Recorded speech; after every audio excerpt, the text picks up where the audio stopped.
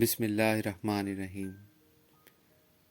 Green heart کی طرف سے آپ سب کی خدمت میں السلام علیکم۔ حضور واصف علی واصف رحمۃ اللہ علیہ فرماتے ہیں، باز اور شکروں کی موجودگی کے باوجود چڑیا کے بچے پرورش پاتے رہتے ہیں۔ آندیاں سب چراغ نہیں بجھا سکتی، شیر دھاڑتے رہتے ہیں اور ہرن کے خوبصورت بچے کلیلیں بھرتے رہتے ہیں۔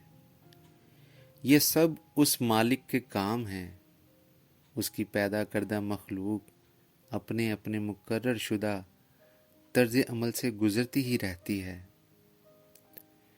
فرعون نے سب بچے ہلاک کر دیے مگر وہ بچہ بچ گیا۔ یہ سب قدرت کے کام ہیں۔ زمانہ ترقی کر گیا ہے مگر مکھی، مچھر اور چوہے اب بھی پیدا ہوتے ہیں۔ جراثیم کش دعائیں نئے جراثیم پیدا کرتی ہیں۔ طب مشرق و مغرب میں بڑی ترقی ہوئی، بیماریوں میں بھی اضافہ ہوا۔ انسان کل بھی دکھی تھا، آج بھی سکھی نہیں۔